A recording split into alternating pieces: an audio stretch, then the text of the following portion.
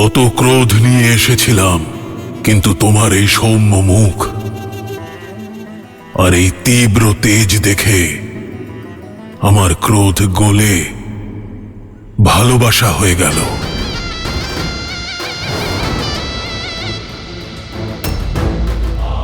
আমি শুনেছি এই লঙ্কায় তোমার অনেক মিত্র হয়েছে,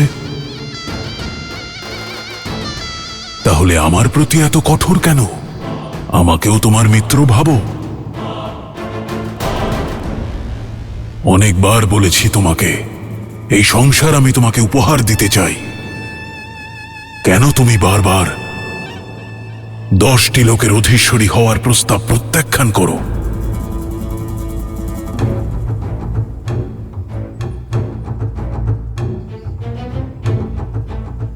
এই কোমল কায়া, পুষ্পের মতো মুখ কোন রকমের কঠোরতা বা কষ্ট সহ্য করার যোগ্য নয়। দেখো তোমার এই পুষ্পের মতো সুন্দর মুখ কেমন ক্ষুধার তৃষ্ণায় মলিন হচ্ছে। বিশ্বাস করো সীতা, আমি আর তোমার এই কষ্ট সহ্য করতে পারছি না। দেখো, আমি আমার পুরো পরিবারকে, পুত্রকে, স্ত্রীকে, অন্য আত্মীয়দেরও সঙ্গে এনেছি তোমাকে রাবণের পরিবারের অঙ্গ বানানোর জন্য। এখানে আমার স্ত্রী, আমার পুত্র, আমার আত্মীয়, লঙ্কাবাসী সকলের সম্মুখে তোমাকে তোমার রীতি অনুসারে ব্রহ্ম বিবাহের প্রস্তাব দিচ্ছি।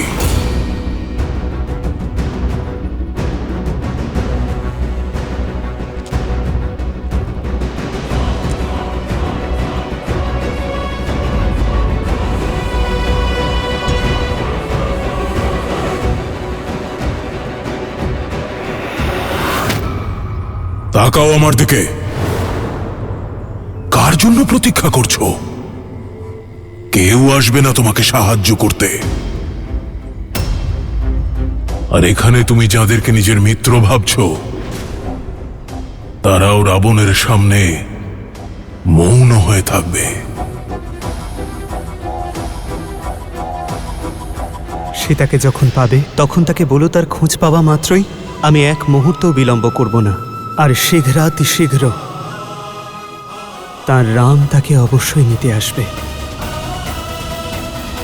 এখন এই রাবণ ছাড়া আর কেউ নেই তোমার। তোমার ওই বনবাসী স্বপ্নেও এখানে পৌঁছতে পারবে না। এত মাস কেটে যাওয়ার পরেও কেন এটা বুঝতে পারছো না তুমি সীতা? দেখো আমাকে, দেখো আমার দিকে। এই সংসারে কেউ রাবণের দিক থেকে মুখ ফেরানোর দুঃসাহস দেখায়নি। দেখো আমার দিকে।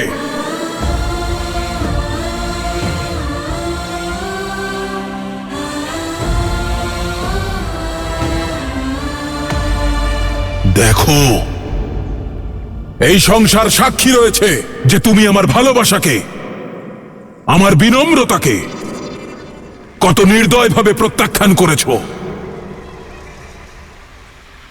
তোমার পরামর্শ মেনে নিয়ে আমি আমার অন্তরের ব্রাহ্মণকে জীবিত রাখার সমস্ত প্রচেষ্টা করেছি। সসম্মানে তোমাকে ব্রহ্ম বিবাহের প্রস্তাব দিয়েছি, কিন্তু তুমি তা মানোনি। তোমার এই বারংবার প্রত্যাখ্যানে আমার ধৈর্যের বাঁধ ভেঙে গেছে। আমাকে সম্পূর্ণ রাক্ষস হয়ে উঠতে বাধ্য করেছ। এবার আমি তোমাকে বলপূর্বক বিবাহ করব, কারণ সেটাই হলো আমার রাক্ষস প্রবৃত্তি, আর এটাই হলো রাক্ষস সংস্কৃতি।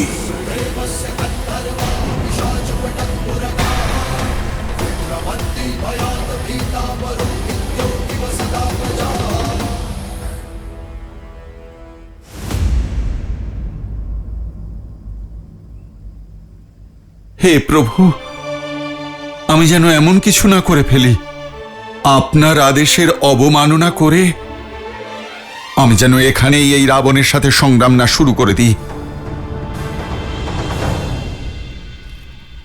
জেদ ত্যাগ করার আর সম্পর্ক স্থাপনের সময় এসে গেছে সীতা। যেখানে তুমি বসে আছো সেখানে শুকনো পাতা আর ভেঙে যাওয়া প্রত্যাশা ছাড়া আর কিচ্ছু নেই তোমাকে সাহায্য করার মতো।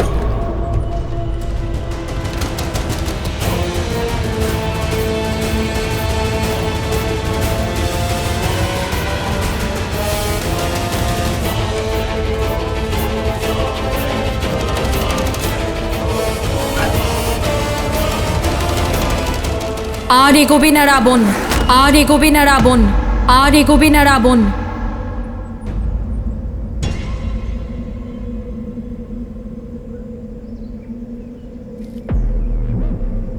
जानकी त्वां नमस्यामि सर्वपापप्रणाशिनीं।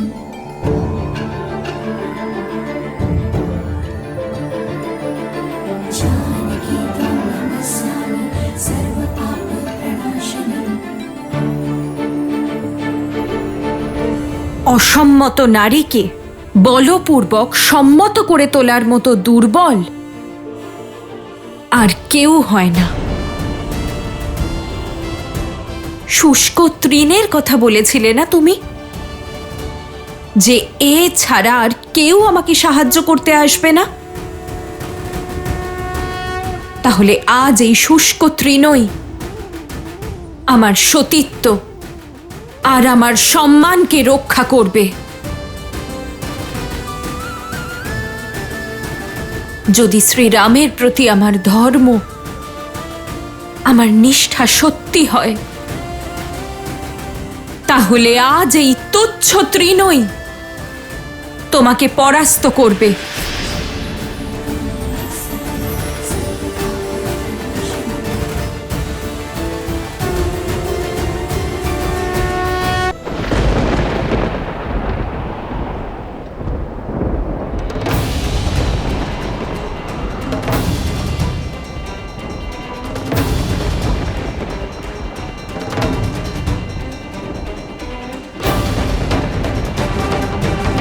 এই সংসারের সব থেকে শক্তিশালী হওয়ার অহংকার আছে তো তোমার? তাহলে এটা অতিক্রম করে দেখাও।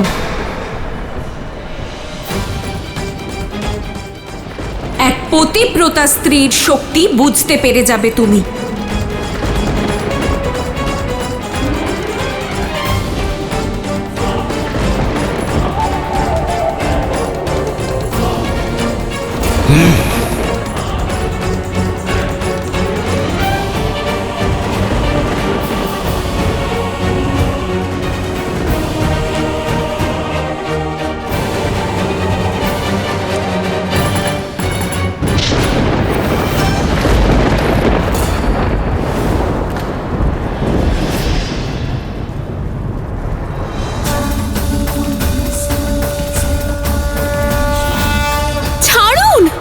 আমি অভিশাপ দিচ্ছি তোমায়।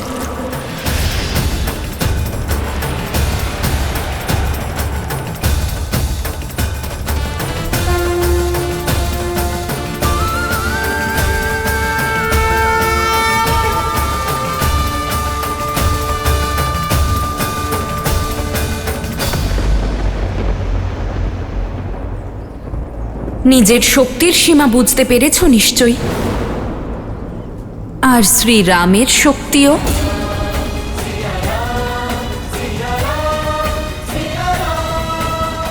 ভাবো, যার সঙ্গ লাভের আশা এত শক্তিশালী যে তুমি এই তৃণকে অতিক্রম করতে পারছো না, তাহলে সেই রাম কত শক্তিশালী হবেন রাবণ? উনি সূর্য হলে তুমি জোনাকি। সূর্য এই সমগ্র সংসারে আলো বিস্তার করে, ধরিত্রীকে সুন্দর আর আলোময় করে তোলে। আর জোনাকি নোংরা অন্ধকার স্থানে বাস করে। তবে জোনাকির সঙ্গে তোমার তুলনা করলেও জোনাকির অপমান করা হবে। রামের সীতাকে আর স্পর্শ করার চেষ্টা কখনো করবে না রাবণ। থামো! অনেক করেছ অপমান।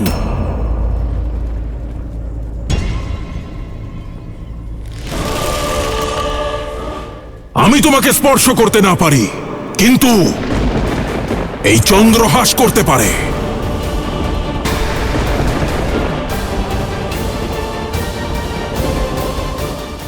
ঠিক বলেছ তুমি রাবণ। হে মহাদেবের চন্দ্রহাস, আজ আমাকে এই দুর্দশা থেকে মুক্ত করার জন্য ধন্যবাদ জানাই।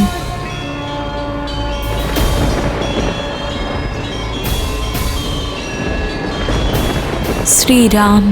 তুমি আমার লক্ষ্য, কিন্তু কোন লক্ষ্যই রাবণের সম্মান আর তার ধৈর্যের থেকে বড় নয়। আমার প্রকোপ থেকে আজ তোমায় কেউ বাঁচাতে পারবে না।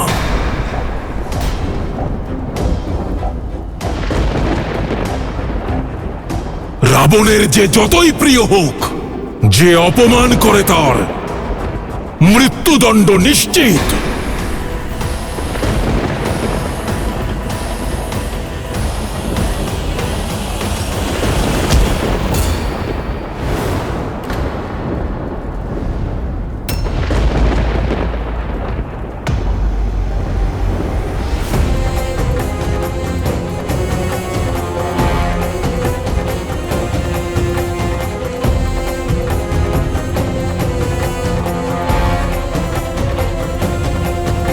আমি চাই না তুমি আমায় বাধা দাও।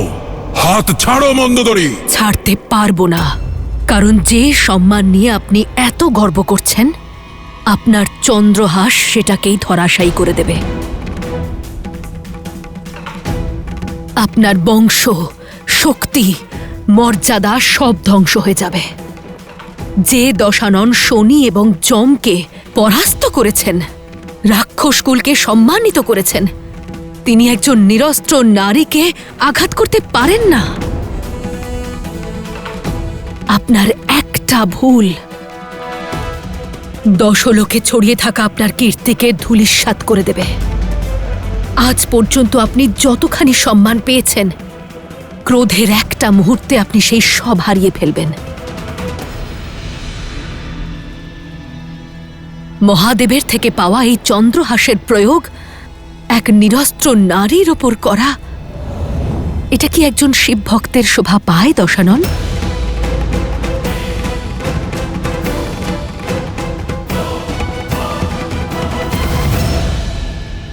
ঠিক আছে, আমি রাক্ষসকুলের সম্মান খর্ব হতে দেব না।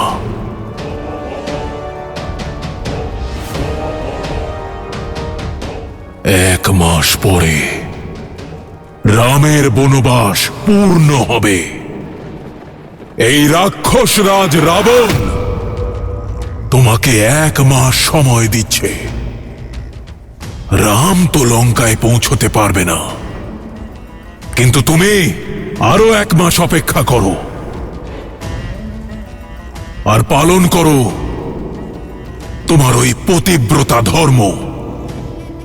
1 মাস পরেও যদি তুমি আমার প্রস্তাব স্বীকার করে না নাও, তাহলে এই রাক্ষসীদের ভোজন বানিয়ে দেব তোমায়।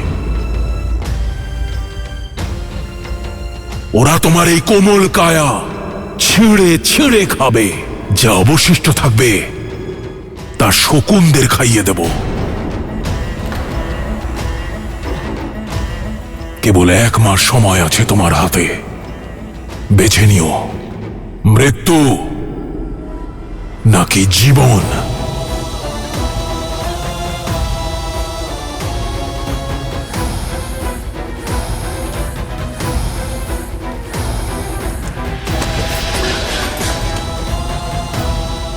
থাকতে দাও ওকে একা।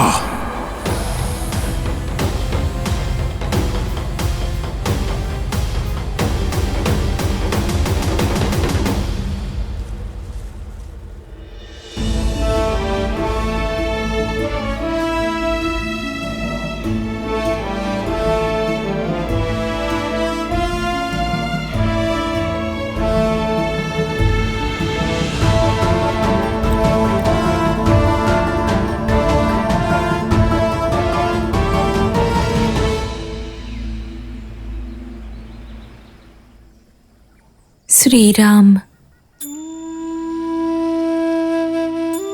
শ্রীরাম। राम सिया राम जय जय राम। राम सिया राम जय जय राम।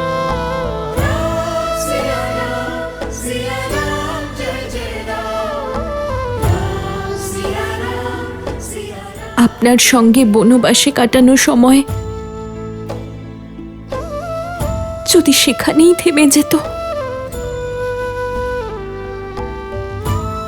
যদি এই অবস্থা কখনো না আসতো, তাহলে আজ আপনার কাছেই থাকতাম। মাতা, প্রভু শ্রী রামচন্দ্রের দূত এই হনুমান আপনার জন্য তার সংবাদ এনেছে।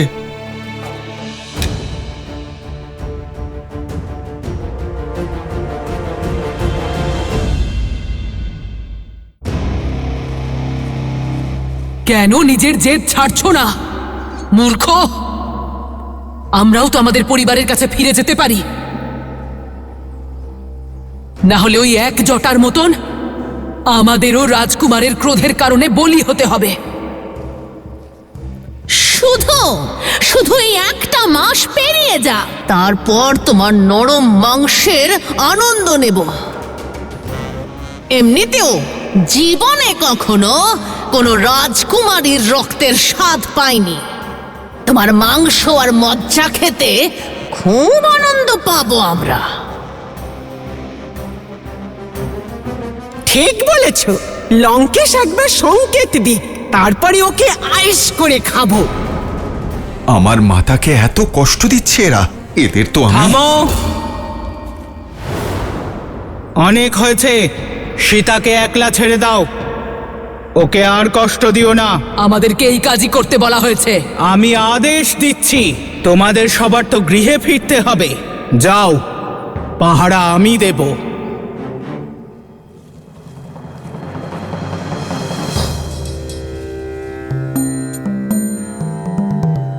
এই রাক্ষসীকে ভালো বলে মনে হচ্ছে, কিন্তু এ কে?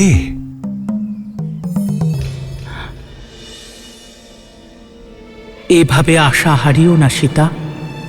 যদি আশা পূর্ণ না হয়, তবে সাহসও ক্ষীণ হয়ে আসে ত্রিজটা। এখনো না শ্রীরাম এলেন, না এলো ওনার কোনো সংবাদ।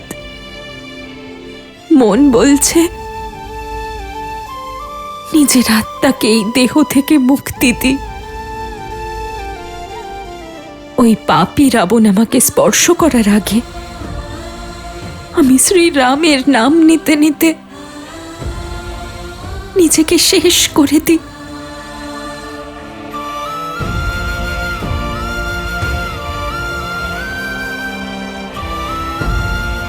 আমাকে ক্ষমা করবেন আর্য, আমার কাছে আর কোনো উপায় নেই। এমন বলো না সীতা, আমি তোমায় আমার স্বপ্নের কথা বলেছিলাম, যেখানে শ্রীরাম আর তুমি দিব্য রথে চড়ে উত্তরের দিকে যাচ্ছ। ওটা স্বপ্ন ছিল ত্রিজটা, আর এটা বাস্তব।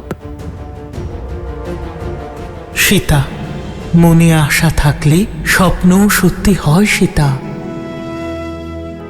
त्रिजटा सन बोली कर जोरी, मातु विपति संगिनी तैमोरी। तजो देह करु बेगी उपाय, दूसह बिरहु अब नहीं सही जाई।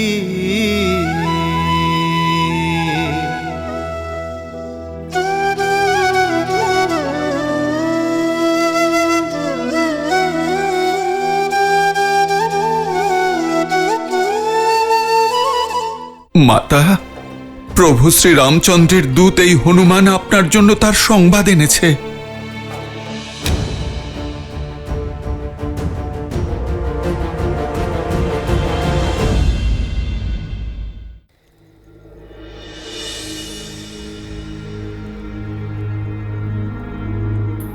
এই সময়ে এই পরিস্থিতিতে তোমাকে ছেড়ে যেতে ইচ্ছে করছে না, কিন্তু আমাকে এটা নিশ্চিত করতে হবে যে ওই রাক্ষসীরা তোমায় আবার ভয় দেখাতে না আসে।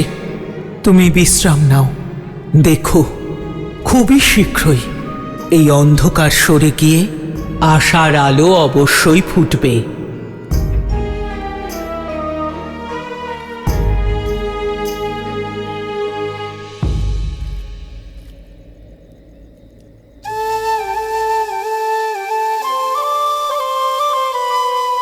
নিরাশার অন্ধকার ঘন হলে তা শুধুমাত্র প্রভু শ্রী রামচন্দ্রের নামই দূর করতে পারে।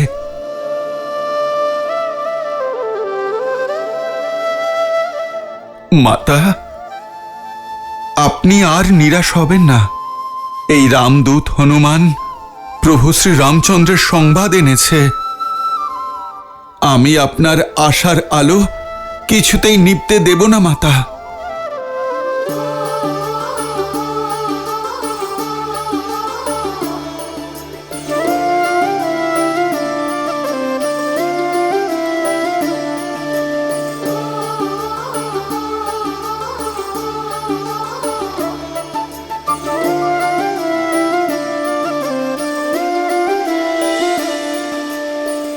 जन्म जन्म का है ये संगम, राम रतन सीता वैभव धन।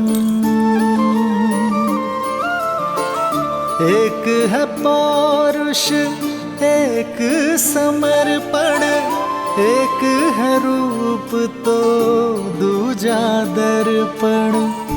राम है लोचन सीता दृष्टि, राम है बादल सीता वृष्टि।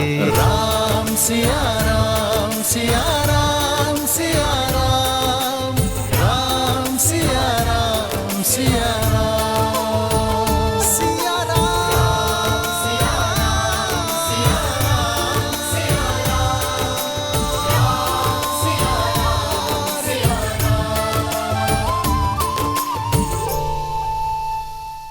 আমারই সামনে আমার প্রভু শ্রীরাম আর আপনাকে অপমান করা হয়েছে, আর কোনো ভক্ত নিজের প্রভুর অসম্মান সহ্য করতে পারে না। এর উত্তর দিতেই হবে। এখানে তো অত্যন্ত শক্তিশালী এবং মায়াবী রাক্ষসেরা আছে, কি করে যুদ্ধ করবেন? জয় শ্রীরাম। আজ প্রভু শ্রী রামচন্দ্রের এই ভক্তের শক্তির কিছু নমুনা সম্পূর্ণ লঙ্কা দেখবে।